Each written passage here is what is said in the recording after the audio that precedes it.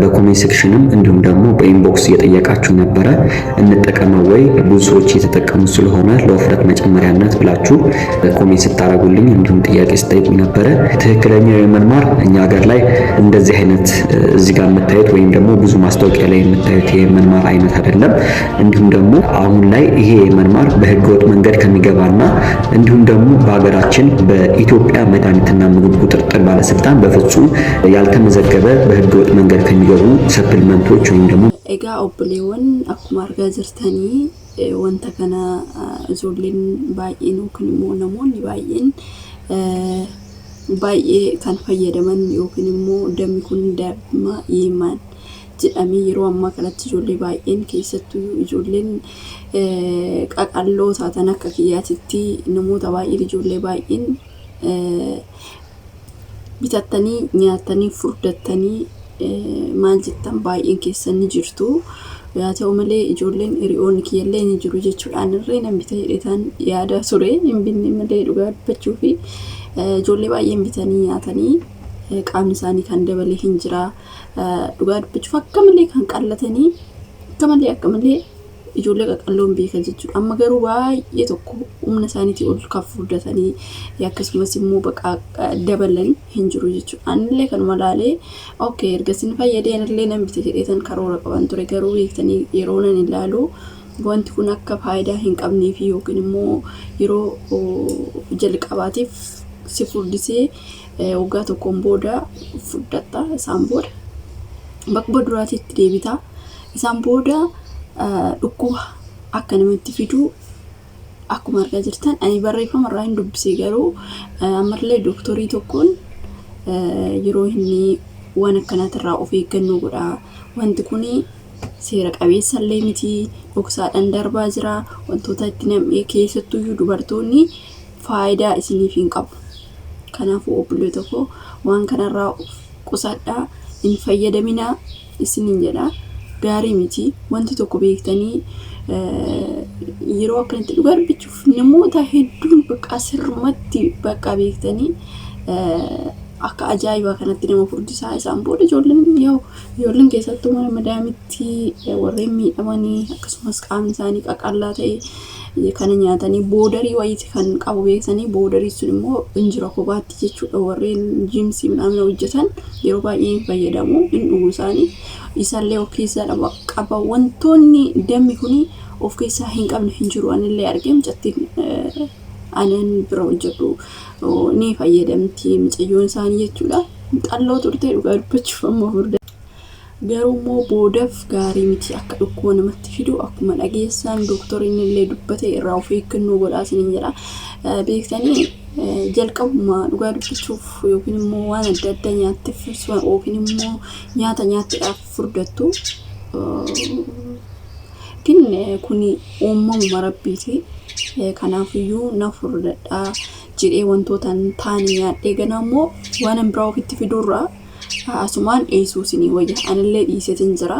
Isinillee warreen kan fayyadamuudhaaf karoora qabdan yookiin immoo fayyadamanillee jirtan ijoollee baay'een bitanii akka nyaatanillee nan beekaa gin irraa of eeggannoo godhaa. Booda biyyooma keessatti dhukkubsattuu taatu dhugaa dubbachuuf argansuu akkasumas immoo waan akka hafuura namootuu dafee nama dadhabsiisuu dhukkuba onnee waan akkasii kana akka namatti fidu dooktoriin dubbatee warreen immoo dhugaa dubbachuuf hin dhageenya sumarraan dhagaa isiniin jedha. Egaa dhugaa dubbachuuf yeroo baay'ee nan ilaala. Bakka beektanii nan bita sidan jira garuu irrumaa na dhoowwa. Dhugaa dubbachuuf osoo waan gaarii ta'e yookiin nama faayidaan isaa yaa ijoolleen baay'een walumaa jalatti arganiituma nin bisuu hin nyaatu jechuudhaan 100 fi biyya hundumattuu diraama 170dha. Bakka biraatti illee bakka hundatti akkasiidha. Kan akkuma argaa jirtanii baay'inaan bakka sirriitti fi suuqii galchuu maaliif jennaanii kuni osoo hin beekin jechuudha. Osoo marammaramee waan beektanii waan marammaree waan gaarii tokko marammarame jechuudha. Osoo waan gaarii tokko hin ta'in dhoksaadhaan dabarsanii akka gurguran dubbatanii jechuudha. Waan dhoksaadhaan yemaanii galee achi immoo akkasitti dhugaa dubbachuun waan akkanaa kun sirrii miti. Cheekii godhuu nama barbaachisaa jechuudha. Isin galee wanti nuyi fayyadamnu kun amma dhugaa dubbachuuf Itoophiyaa keessatti namni dhukkubsatu. Amma biyya Arabaa kanatti ijoollee baay'ee dhukkubsatu yookiin mataa yookiin bakka hunduma dhugaa dubbachuuf in dhukkubsatu yeroo baay'ee. Maalirraa kan ka'e garuu beektanii wanta nuyi walii nyaannu wanti nuyi walii dhugnu kuni normaalii ta'ee fi normaalii ta'uu baate yoo hin beeknu simjenne keessattuu akka Neskifee kun akka dhukkuba namatti fidu yookiin immoo bakka hin beeknu ijoollee baay'ee nama suusidha. Sirriitti suusii isaa warreen qaban dandeenya osoo isa dhugin dandeenye tokko hojjechuu hin dandeenyu warreen jedhanii jiru. Kanaafuu bunni kun oriijinaala buna qofa osoo hin taane wantoota adda addaa of keessaa qaba jechuudha. Bunni Neskifee yookiin immoo kabachiinuun inni jedhamu kuni wantoota adda addaa of keessaa qaba. Inni booda maal nama godhaa? Bakka laphee si dakkamsiisa. Bunni noormaali nuyyuu jechuudha. Isa nuyi noormaali bunni ofii keenya iyyuu miiccinee akka xiddit goonee hojjennu iyyuu sirrii miti buna baay'inaan dhuguun ni beektu jechuudha. Kanaafuu iyyuu kun immoo kan maashinni wantoota adda addaa itti dabaleetoo hojjete kuni gaarii miti.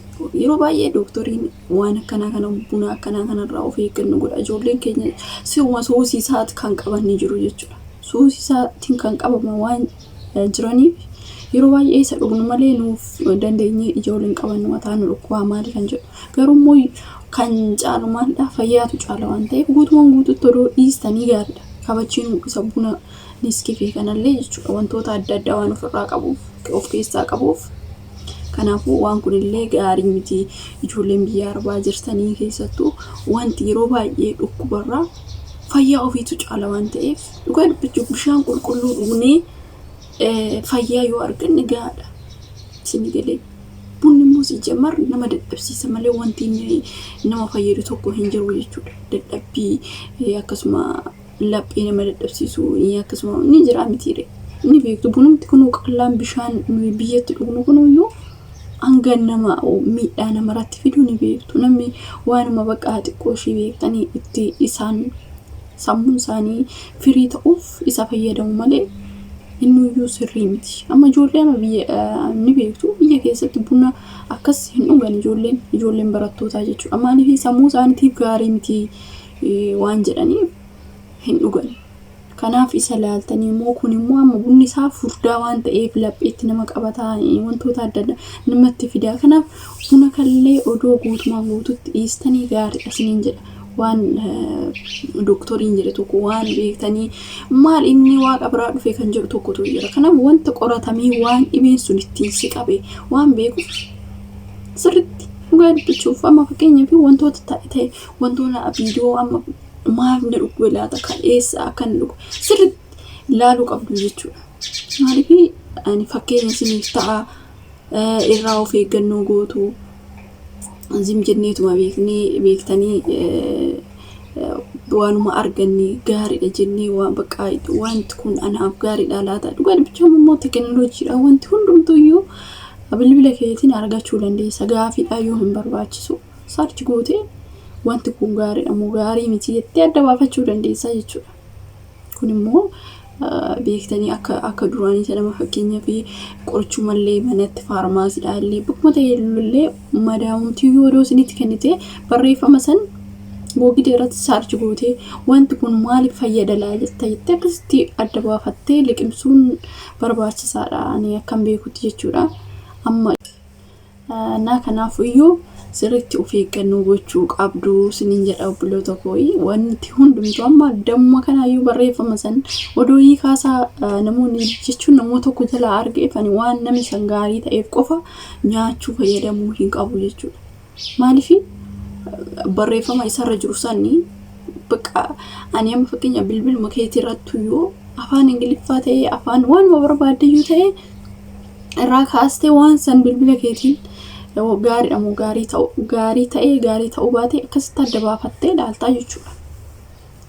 Na kanaafiyyuu wanta tokko zim jenneetuma fayyadamuu qofa osoo hin taane wanti kun akkam na fayyada. Namuma fakkeenyaaf iyyuu namoota faarmaasii keessa hojjetan dhugaa dubbachuuf ijoollee tokko baay'een isaanii amma qorichas ta'ee kireemis ta'ee oduu waan wafee ta'ee osoo hin ilaalin yookiin immoo namatti hin ergin hin fayyadamanii jechuudha. Tokko immoo osoo hin beekin kireem waan masaatu yoo hin beekin ni fayyadamu jechuudha. Beekumsa dhabuurraa kan ka'e sana finnatiidha. Ani beektan fakkeenyaaf ani waan tokko hin beeku ta'e nama tokkotti on ergee wanta kun gaariidha moo gaarii miti jedhee adda baafachuun qaba jechuudha. Isin galee kanaafiyyuu waan tokko osoo hin beekin nama tokko jalatti namni sun yoo miidhame anis wajjin hin miidhamuu hin qabu. Kanaaf namni kunis immoo dhugaa dubbachuun namoota baay'ee fayyadee ijoollee baay'ee fayyadee jedhee osoo nama yeroo sanan anumtuyyuu jechuudha. Isaan ammoo hiriyoonni kiyya kun bitanii fayyadamanii akka barbaadan akka isaan yaadan ta'eefii jira.